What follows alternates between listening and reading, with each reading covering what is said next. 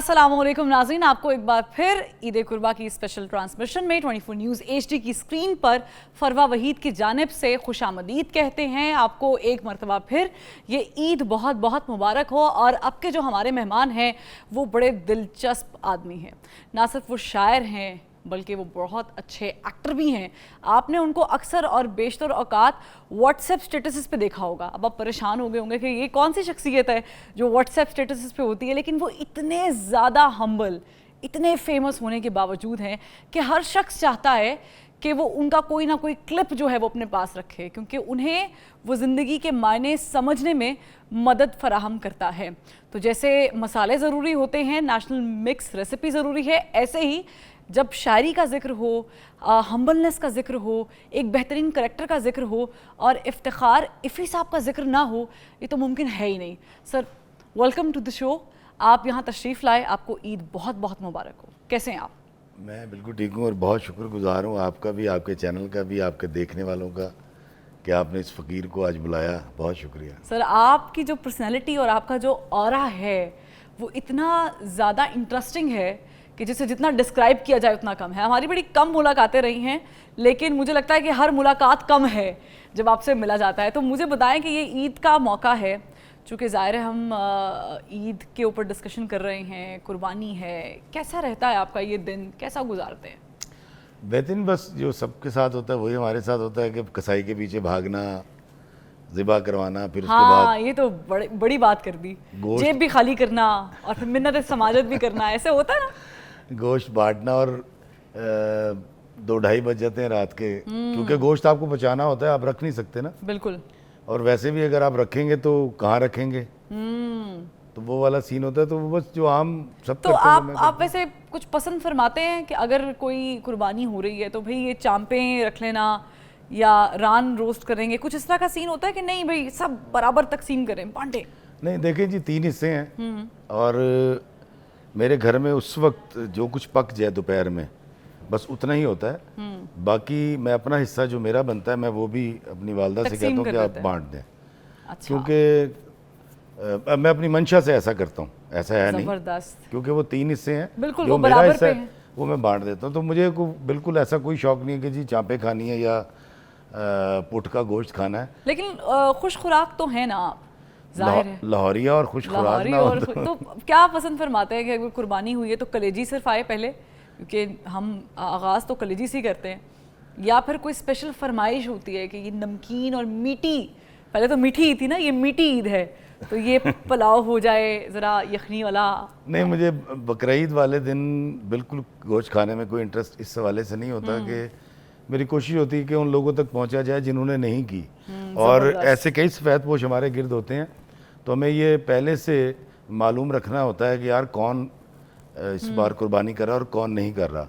तो ऐसे दोस्त भी तो होते होंगे जो फ़ोन करके कहते होंगे इफ़ी साहब मैंने ना खाल लेके जानी है, हाँ, या आपने मुझे पाए देने हैं, ऐसे होते हैं कोई फरमाइश? बिल्कुल होते हैं और मैं दे देता हूँ, बल्कि मैं घर पहुँचा के आता हूँ कि यार ये लें। अच्छा, ये आपका सामान है। हाँ, ये आपने पकाना है और फिर जब पकाएंगे तो मेरा हिसाब। इससे बड़ी क्या बात हो सकती है।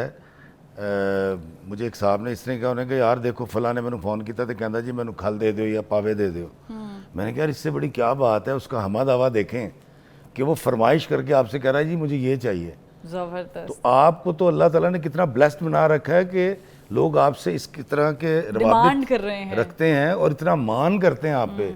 तो मेरे नज़र में तो इसमें बड़ी अच्छी बात है कि जब मुझसे कहा जाता है तो मैं तो बड़ी ऊपर देख के शुक्रिया अदा करता हूँ। बिल्कुल होना भी चाहिए। अच्छा, थोड़ी सी हम वो उम्र डिस्कस कर लेते हैं जिस एज में ना सिर्फ जानवर लेने का शौक़ होता था बल्कि कोशिश ये होती थी कि अब्बा से मिन्नत कर लें कि थोड़ा सा जल्दी ले लें हम जानवर, ताकि हम उसके साथ खेल सकें या मोहल्ले में फिरा सकें कि भाई हमने जानवर लिया है। तो वो जो एज थी उसमें कोई इंटरेस्टिंग वाक़या याद है, या आपको लगता है कि नहीं अभी वाली ईद ज़्यादा बेहतर है? देखिए जी, बात दरअसल ये है कि मेरे डैडी एक छोटे सरकारी मुलाजिम में थे उस वक्त, अभी है माशाल्लाह, हयात हैं वालिदैन मेरे, अल्लाह लंबी ज़िंदगी आमीन। तो वो कुर्बानी नहीं करते थे, इस्तात नहीं थी। तो मेरा ये होता था कि मामू के, चचा के या मोहल्लेदारों के जानवर लेके 10-10 दिन, उस वक्त तो 2-2 महीने 4-4 महीने पहले आते थे, उनको पालना। उस वक्त तो अच्छा लगता था, अब तो शायद टाइम भी नहीं है हम लोगों के पास। हाँ, उनकी खिदमत करना तो हमारे पास तो कुर्बानी के अब्बा के पास पैसे नहीं थे, तो हमें ये ज़रूर होता था कि कुर्बानी वाले दिन सबसे पहले गोश्त कहाँ से आता है ताकि हम खा सकें। तो ये एक बड़ा इंतज़ार होता ये था। भी बहुत इंटरेस्टिंग है। तो कुर्बानी पहली मैंने उस वक्त की जब मैं कमाने लग गया था, अच्छा, क्योंकि अपने बहन भाइयों में सबसे भाई, हालांकि बड़े भाई हैं, पहले मैंने कमाना शुरू किया। जबरदस्त। तो वो जो गरीब घराना होता है वहाँ ये बड़े मसाइल होते हैं। बिल्कुल ख्वाहिश थी, वो ख्वाहिश फिर ऐसे पूरी होती थी कि लोगों के बकरे या लोगों की गायें लेकर फिरना और उसको बिल्कुल अपना समझ के उसकी खिदमत करनी। और उस ज़माने में फिर सब लोग बुरा भी नहीं बनाते थे, मतलब उस वक्त कोई फ़र्क और तफरीक भी नहीं होती थी। आजकल के दौर में चूँकि हमारे घर बहुत बड़े बड़े हो चुके हैं, लेकिन हमारे दिल बड़े छोटे हैं, हमारे हौसले बड़े कम हो गए हैं। मैं गलत तो नहीं कह रही? नहीं, मैं दरअसल मैं माशरती हिसाब से कह रही हूँ। मेरा जो पॉइंट ऑफ व्यू ज़रा थोड़ा सा डिफरेंट है। माशरा बिल्कुल वैसे ही है और बहुत अच्छा है, बड़ा जेनरस है। देखिए हमारे साथ ऐसा भी तो हुआ कि मोहल्लेदार बकरा लेकर गए आपका घुमाने, आपने दे दिया और वापस आया, उन्होंने कहा जी कुछ छीन के ले गया। अच्छा। और बाद में पता ये चला कि छीन के कोई नहीं ले गया था, उन्होंने ही साजबाज करके किसी को दे दिया था आगे। तो लोग डर गए हैं थोड़े से, वो ज़्यादा नहीं है। मोहल्लों में ज़िंदगी आज भी वैसी है। आप बात कर रही हैं जिन सोसाइटीज़ की, वहाँ कनाल 2 कनाल 4 कनाल या 10 मरले का या 5 मरले की सोसाइटीज़ होती हैं। हाँ। मैं उन मोहल्लों में पैदा हुआ और आज भी रहता हूँ कि जहाँ 1 कनाल का घर है, 1 1.5 मरले का घर है, 1 4 मरले का घर है, 1 7 मरले का घर है, एक घर में 5 भाई रहते हैं, एक घर के अंदर 4 कनाल के अंदर सिर्फ 2 लोग रहते हैं, एक रिटायर्ड इंस्पेक्टर। तो ये जो जिन मोहल्लों में मैं रहता हूँ वो आज भी ज़िंदगी वैसी ही है लाहौर की। वही मोहब्बतें हैं, वही प्यार है और उसी तरह एक दूसरे का ख्याल करते हैं। लेकिन इंसान भी तो ऐसा होना चाहिए जो तब्दील ना हो। जैसे कि आप, मुझे लगता है कि आपकी शख्सियत में वो शायद चेंज आप खुद एक्सेप्ट नहीं कर पाते या नहीं करना चाहते कि जो ऐसे मकाम पर अक्सर लोगों में आ जाता है। अच्छा इफ़ी साहब, मुझे ये बताएं कि चूँकि आप शायरी बड़ी ज़बरदस्त करते हैं और मैं भी एक छोटी मोटी मद्दाह हूँ आपकी, तो शायरी की तरफ आना और फिर एक्टिंग भी, तो ये आपने कैसे सोचा, किस तरीके से, क्या ख्याल आया कि मुझे ये चीज़ करनी है, यहाँ पे आना है, इस मकाम पे आना है? देखिए जी, पहली बात तो ये है कि शायरी हो, कोई भी फ़नून लतीफ़ा से जो मुंसलिक लोग होते हैं, इसकी जितनी असनाफ़ हैं, ये कोई टेक्निकल तो है नहीं। मतलब इसको बाइक नहीं है कि आप चलाना सीख लेंगे, गाड़ी नहीं है मोटरसाइकिल ठीक करना सीख लेंगे, आप किसी को भी सिखा सकते हैं। मोबाइल खोल के उसका डायग्राम देख के, आप नक्शा देख के कर सकते हैं। ये जो लिखना है, एक्टिंग है, गुलकारी है, हालांकि मैं गुलकार नहीं हूँ, या म्यूजिशियंस जो होते हैं या शायर जो होते हैं, अदब से वाबस्ता जितने लोग होते हैं, ये इनको अल्लाह ताला देकर भेजता है ये हुनर। मतलब हम 5 भाई हैं, पिछले 35 साल के अंदर मेरे ख़ानदान में कोई शायर नहीं था। मतलब 35 साल कह रहा हूँ, 135 साल में कोई शायर नहीं था। मैं जो पता किया अपने दादे परदादे, शगफ ज़रूर था, शायरी से भी था, सिंगिंग भी सुनते थे, लेकिन खुद से कहना, खुद से होना, वो एक तो ये है कि हमें ये समझना पड़ेगा जो भी आर्टिस्ट होता है ये अल्लाह ताला इसको बिल्कुल बनाता है, ये खुद नहीं होता, मेहर होती है, नवाजता है। हाँ, ये सिर्फ इसको जिस तरह तराशते नहीं है हीरे को, हीरा मौजूद होता है, आप उसको तराशते हैं। बिल्कुल। दूसरी बात जो एक्टिंग में आने की या दीगर वालों से मेरा ख्याल है, जहाँ तक मुझे एतराफ़ करता हूँ मैं, हमेशा खुद नुमाई का शौक़, कैमरे के पीछे जो शख्स खड़ा है उसको खुद नुमाई का शौक़ नहीं है, इसलिए वो कैमरे के पीछे है। आप यहाँ इसलिए बैठी हुई हैं कि आपको खुद नुमाई का शौक़ है, इसलिए आपने मेकअप भी किया, कपड़े भी सिलेक्ट किए, हर चीज़। बिल्कुल। तो मेरा ख्याल है खुद नुमाई का शौक़ था मुझे बचपन से, और वो मुझे फिर इस तरफ ले आया। इस पर भी हम मज़ीद बात करेंगे कि अभी तक का आपका सफ़र कितना इंटरेस्टिंग रहा है, क्या उतार चढ़ाव थे जो आपने फेस किए हैं। लेकिन एक ब्रेक लेनी पड़ेगी इफ़ी साहब, और ब्रेक बड़ी ज़रूरी है। एक ब्रेक लीजिएगा, आप भी लें, और हम फिर वापस आते हैं। हमारे साथ रहिएगा।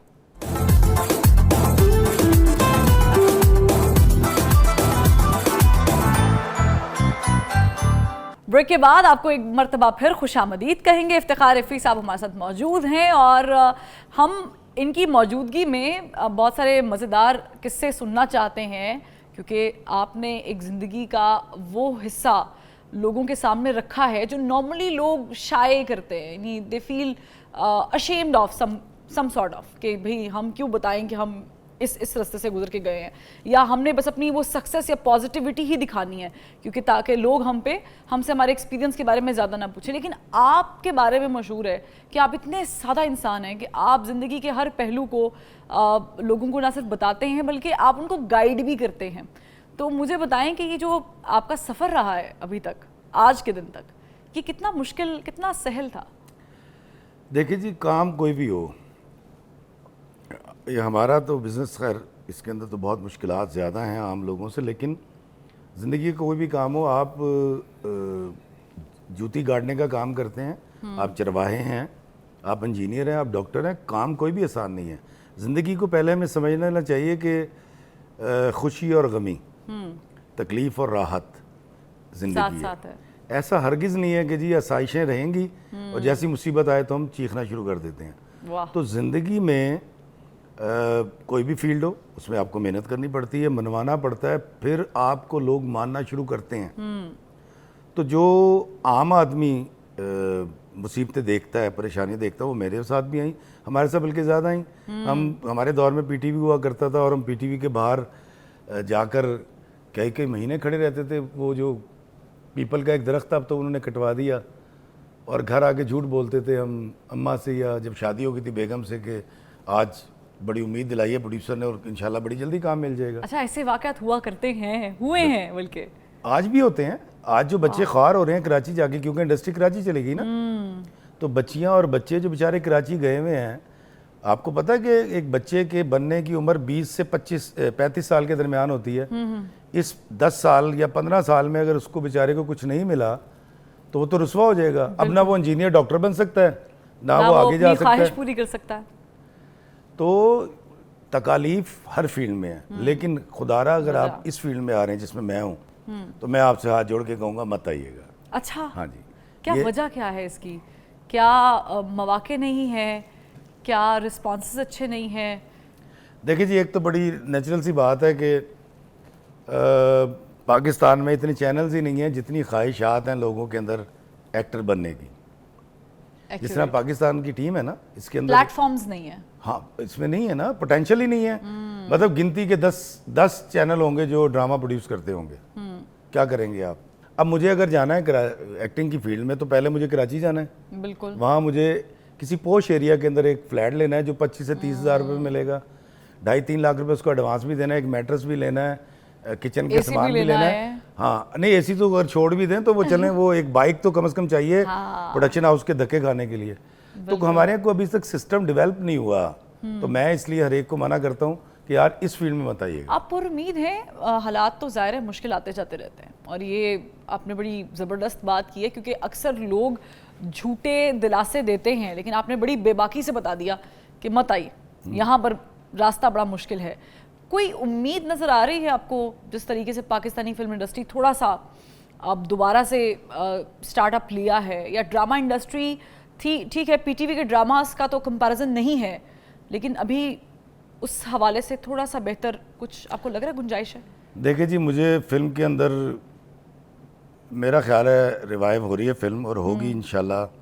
ख़ास तौर पे वो जो हमारा नबील है, नबील कुरैशी बहुत अच्छा डायरेक्टर है, और मैं बड़ी दुआ करता हूँ उसके लिए, और वो कोशिश भी बड़ी कर रहे हैं। उसकी फिल्म भी ईद पे अब लगी है, तो सुना है बड़ा अच्छी जा रही है। तो मेरा ख्याल है कि ऐसे बच्चे आने चाहिए। और पाकिस्तान जैसे माशरे में जहाँ पर हमारे यहाँ पर टैलेंट की गुंजाइश बहुत है, कमी नहीं है, हर बंदा चाहे सिंगिंग उठा ले, एक्टिंग उठा ले, राइटिंग उठा ले। जब तक अकरबा परवरी होगी, जब तक पसंद नापसंद होगी, अजारादारी होगी बेसिकली, जब तक मोनोपोली होगी कुछ लोगों की, उस वक्त तक याद रखिएगा कभी कोई पनपेगा नहीं। मैं जानता हूँ बेतहाशा आर्टिस्टों को जो मुझसे बड़े आर्टिस्ट हैं, वो कहीं भी नहीं है बेचारे। लेकिन इफ़ी साहब, इसको ख़त्म कैसे किया जा सकता है? हम ज़ाहिर थोड़ा सा संजीदा गुफ्तगू करना शुरू हो गए हैं, मौका थोड़ा सा नहीं, ये बड़ा अच्छा मौका, मैं आपको बताता हूँ, इसको मैं सॉफ्ट कर देता हूँ। इसको ख़त्म ऐसे किया जाएगा कि अब लोग कलम रख देंगे और एक्टिंग छोड़ देंगे। मैं आज ईद वाले दिन आपको ये बताता हूँ कि मैं एक्टिंग छोड़ रहा हूँ, और आप ऐलान कर रहे हैं? मैं ऐलान कर रहा हूँ जी, मैं एक्टिंग भी नहीं करूँगा, ड्रामा में काम नहीं करूँगा, मैं ड्रामा लिखूँगा नहीं, अब मैं इनके लिए नहीं लिखूँगा। तो ये उसकी वजह कतन ये नहीं कि मेरे खिलाफ है, उसकी वजह है कि मैं सब स्टैंडर्ड लिखने वाला हूँ, मैं सब स्टैंडर्ड एक्टर हूँ। कमाली के 11 सीन करके मैंने कोई तीर नहीं चलाया, वो मेरी किस्मत थी या ड्रामा हिट था, इफ़ी नहीं था वो। और नागन लेके या करमजली लेके या जो भी कुछ आज तक मैंने लिखा है, तो मैं वो कलम रखता हूँ और ये मैं आपको अनाउंस कर रहा हूँ। और मैं तिक्के की दुकान करूँगा, कोई होटल खोलूँगा ताकि मेरे बच्चे पल सकें। तो इसको इससे 5 साल से ज़्यादा तो दिलासा नहीं दे सकता ना मैं। इफ्तिखार साहब, आप नहीं समझते कि ये बड़ा हार्श डिसीजन है? नहीं, थोड़ा सा बिल्कुल और ठीक है। बॉस। मैंने तो इसलिए कहा कि मैं सब स्टैंडर्ड हूँ। देखिए मुझे समझ आ गई ना, 28 साल के बाद मुझे समझ आ गई मैं एक कम तरीन लिखने वाला और कम तरीन एक्टर हूँ। तो नहीं, मुझे ऐसा तो हरगिज़ नहीं है, आप सब स्टैंडर्ड हैं ही नहीं। जिन लोगों ने थोड़ा सा मौजूद डिफरेंट हो गया, लेकिन यहाँ पर कहना ज़रूरी है कि जिन लोगों ने टैलेंट को समझा नहीं, आपको समझा नहीं, या आप जैसे दीगर आर्टिस्ट जो हमारे मुआशरे में, यकीनी तौर पर आपने बहुत सारे नाम ले लिए, मैं नामों की तरफ तो नहीं जाना चाह रही हूँ, आप ये देखें समझा नहीं है, उनकी कम अक्ली हो सकती है। नहीं कि उन्होंने मुआशरे में उन लोगों को, हमारे एक प्रॉब्लम क्या है, आप यहाँ काम कर रही हैं ना, आप यहाँ से जंप करें किसी बड़े चैनल में, आप हैरान हो जाएंगी कि यार मैंने इनका क्या बिगाड़ा है, कौन है ये लोग, मैं तो इनसे कभी मिली भी नहीं, मैं तो इनको जानती भी नहीं। हमें ये बात समझनी पड़ेगी। मुझे इसलिए समझ आ गई, देखें मैं बड़ा खुली आंखों से जीने वाला आदमी हूँ, मैं लड़के यहाँ तक आया हूँ, कोई बंदा मेरे करियर के अंदर क्रेडिट नहीं ले सकता, एक भी नहीं ले सकता, या सवाल नहीं उठा सकता कि ये कैसे हुआ, कि ये इफ़ी को मैंने प्रमोट किया, बिल्कुल। ये मेरी आजिज़ी है। मैं कहता हूँ यार इनकी बड़ी मेहरबानी थी, वो हमने बाबा जी से सीख रखा है कि चल यार एक बंदा खुश होता है तो आप कह दे। तो ईद के इस पुरमसरत मौके पर मैं इसलिए लोगों को बता रहा हूँ, मैं शायरी करूँगा, अब मैं इनके लिए लिखूँगा नहीं। और बदनसीब होती है वो कौम जिसका राइटर कलम रख देता है, बल्कि शायद मैं अपने किसी व्लॉग के अंदर वो कलम इनको जो है ना सिंबॉलिकली तोड़ के भी दिखाऊँ। नहीं, हम चाहेंगे, हमारी ख्वाहिश यही है कि ऐसा हो ना। एक ब्रेक हमें लेनी है चूँकि मौजू बड़ा संजीदा हो गया है और मैं थोड़ी सी डिसहार्ट हो चुकी हूँ, तो एक ब्रेक ले लीजिए। ब्रेक पर वापसी जब हम आएंगे तो फिर हम गुफ्तगू करेंगे ऐसा क्यों हो रहा है। एक ब्रेक।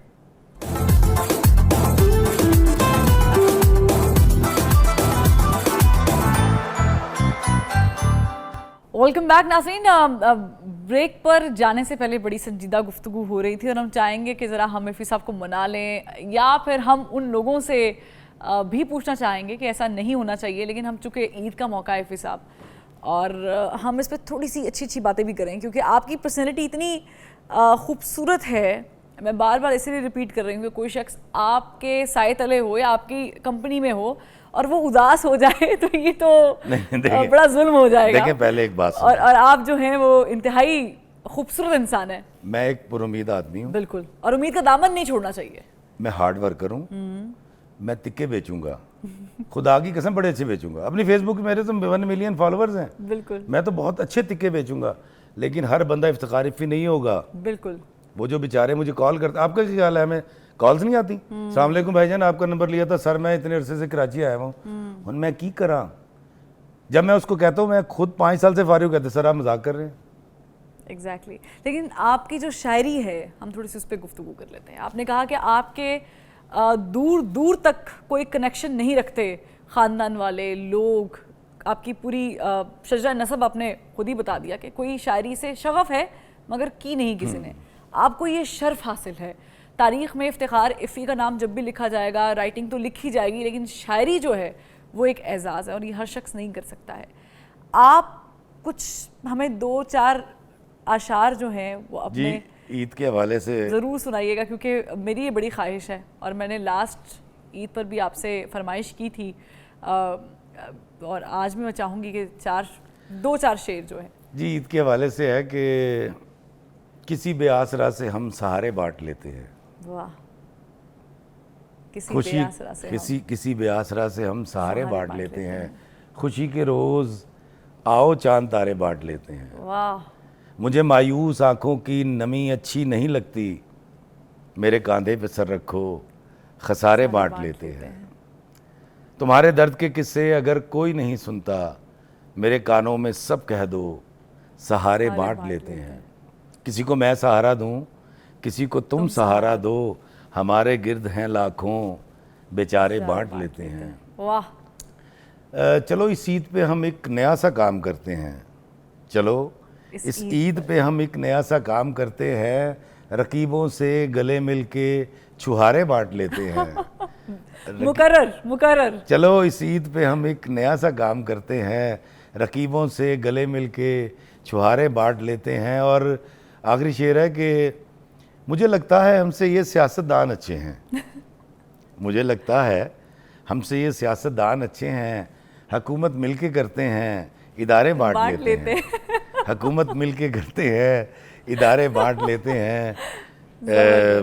किसी भी आसरा से हम सहारे बांट लेते हैं, खुशी के रोज़ आओ चांद तारे बांट लेते हैं। ज़बरदस्त, अमेजिंग। और यही बात है आपकी कि आप जो भी लिखते हैं कहते हैं बेबाक कहते हैं, बेबाक लिखते हैं। अच्छा मुझे बताएं, मोहब्बत हुई है या नहीं? देखें जी, वो जवानी जवानी नहीं जिसकी कोई कहानी ना हो और कई जवानियों ये जुमला सुन के बहुत सारों को सुकून आ गया हाँ। कि हम अकेले नहीं हैं और कई जवानियों की तो बहुत सारी कहानियाँ होती हैं। बात दरअसल ये है कि मोहब्बत एक यकतरफा जज्बा है। वो लड़के की लड़की की मोहब्बत हो या आप पूरी कायनात से मोहब्बत करते हो, अल्लाह ताला हमें यकतरफा मोहब्बत करता है। कभी गौर कीजिएगा, ये वन वे ट्रैफिक है। अल्लाह ताला ने कायनात बना दी, हमें इंसान बना दिया, हमें सेहत दे दी, आंखें दे दी, हम फिर भी रोते रहते हैं, फिर भी लड़ते रहते हैं, फिर भी कंप्लेन करते रहते हैं। और क्या इफ्तिखार इफ़ी तुम अल्लाह की उन इनायत का शुक्रिया अदा कर सके? नहीं। तो साबित हुआ आके दो जहाँ सरकार मदीना हमारे नबी पाक सल्लल्लाहु अलैहि वसल्लम हमसे एक तरफा मोहब्बत करते हैं। हम कहाँ करते हैं? हम सरकार की कितनी सुन्नतें अदा करते हैं। ये कायनात, ये कुदरत, अभी जो हब्स का मौसम है, ये ना हो, फसलें ना पकें, गर्मी ना पड़े तो मई के अंदर गंदम ना पके, ये भी रहमतें हैं। अभी सर्दियाँ आ जाएंगी, लेकिन क्या हमने कभी शुक्रिया अदा किया मौसम का? तो एक तरफा होती है। तो हमारी भी ज़िंदगी में बड़ी एक तरफा मोहब्बतें हुई थी। तो कामयाब कितनी रही? कामयाब रही भी या नहीं? कोई इजहार किया आपने एक तरफा मोहब्बत में? देखें, मोहब्बत की कामयाबी कतन शादी नहीं है, लेकिन इजहार तो है। नहीं, मुझे लगता है कि आपको बता देना चाहिए अपनी जिंदगी में या मेरा ख्याल है कि जिंदगी में जिससे आप मोहब्बत करते हैं कि आप मोहब्बत करते हैं। याद रखिएगा, मुझे एक साहब ने पूछा ये आप मेरी कितनी इज्जत करते हैं? मैंने कहा जितनी तू मेरी करना है। याद रखिएगा, आप जिससे मोहब्बत करते हैं सबको पता होता है। आपकी माँ को पता होता है, आपके भाई को, आपकी सहेली को, हर एक को पता होता है। मोहब्बत कभी कही नहीं जाती। हाँ, बाबा जी ये कहते थे कि इशफाक साहब के बीवी से दिन में 10 दफ़ा मोहब्बत का इजहार करो। तो मैं अपनी बेगम साहिबा को दिन में कुछ 100-200 दफ़ा तंग करता हूँ और बताते हैं कि मैं मोहब्बत करता हूँ। ये जरूरी है, बड़ा जरूरी, ये जरूरी है। और मुझे लगता है ये तमाम तर मर्दों को करनी चाहिए, खास करके हमारे मुआशरे में बताना चाहिए बार बार कि वो अपनी बेगमात से मोहब्बत करते हैं। एक ब्रेक लेंगे, ब्रेक बहुत ज़रूरी है इस बात पर, और फिर वापस आएंगे। आपने कहीं नहीं जाना, हमारे साथ रहिएगा।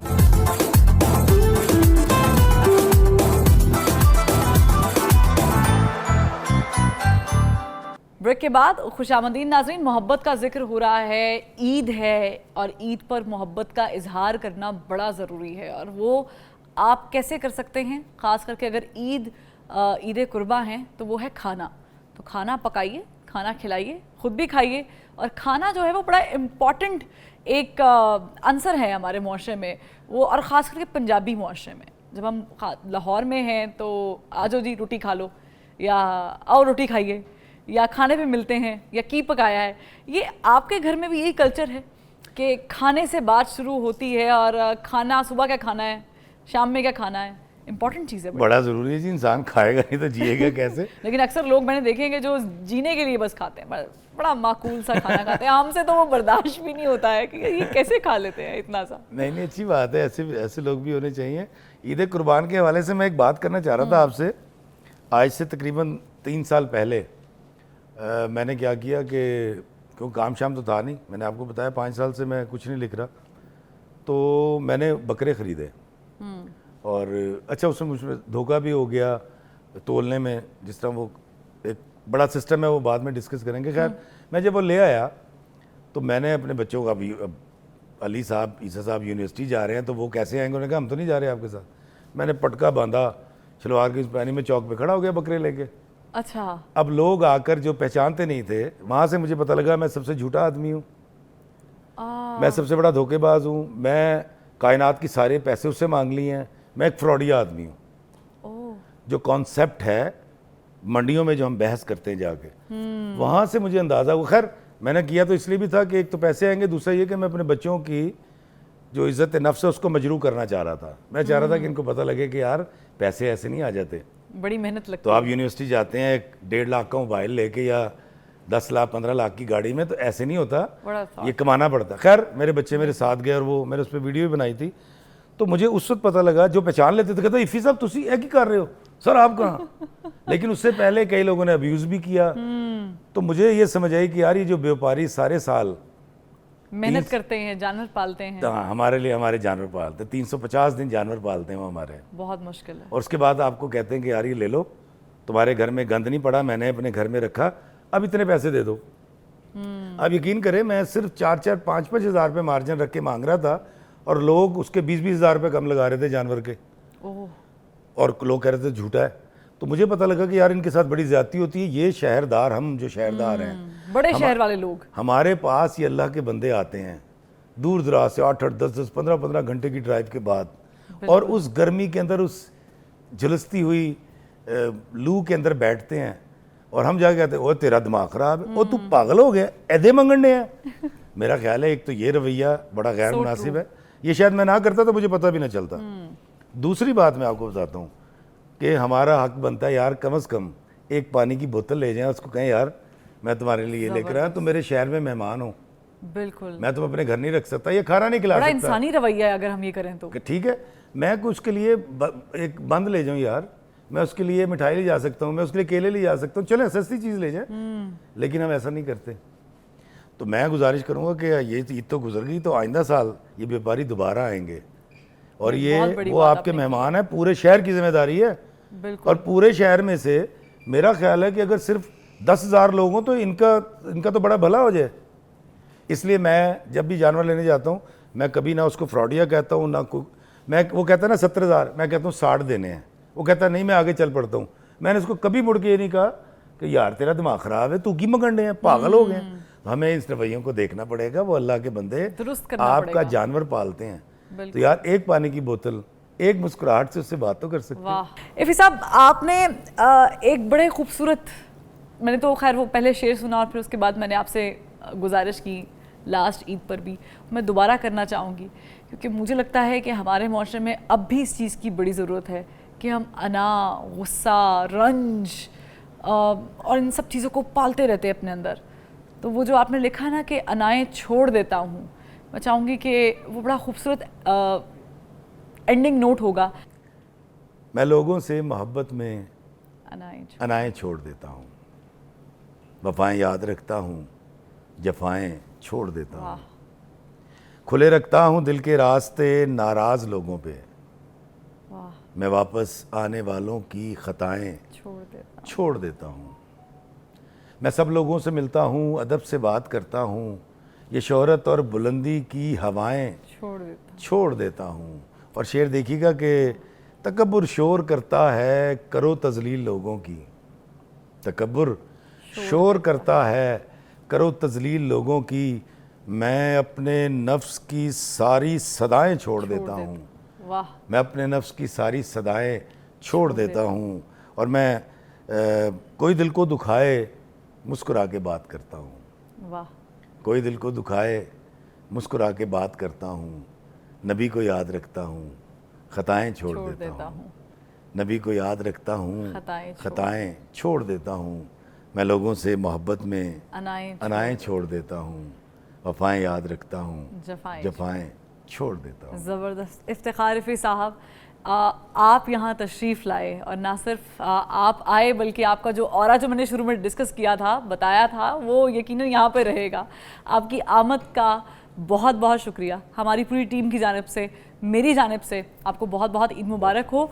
और कहते हुए ज़ाहिर है मेरा भी दिल थोड़ा सा बोझल हो गया है, क्योंकि मुझे लगता है कि इतने सालों से हम मीडिया इंडस्ट्री में काम कर रहे हैं और हर ईद पर आपके साथ ये ईद बांटने का मौका मिलता है।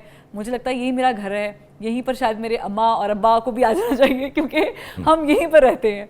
तो ये जो मेरी फैमिली है 24 न्यूज़ HD, ये बड़ी प्यारी फैमिली है, और इनकी जानिब से भी आप सबको बहुत बहुत ईद मुबारक। मेरा भी यही पैगाम है कि इस ईद पर आप लोग भी लोगों की ख़ताएँ भूल जाएं, जफ़ाएँ भूल जाएं, उनकी गलतियां माफ़ कर दें, अपनी अनाओं का गला काट दें, कुर्बान कर दें उसी जानवर के साथ जो आप अल्लाह की राह में ज़िबा करने वाले हैं। और याद रखें उस कुर्बानी को जो हमारे बड़ों ने दी थी, हज़रत इब्राहीम ने दी थी, उसके बाद जो हमारे पैगंबर ने हमारे लिए किया, और फिर हमारे मुआशरे में जिस चीज़ की ज़रूरत है उस चीज़ को मद्देनज़र रखते हुए इस पर काम कीजिए। हमारे आने वाले वक्त में हमारी जनरेशन्स को इस तरह की कुर्बानियों की बड़ी ज़रूरत है।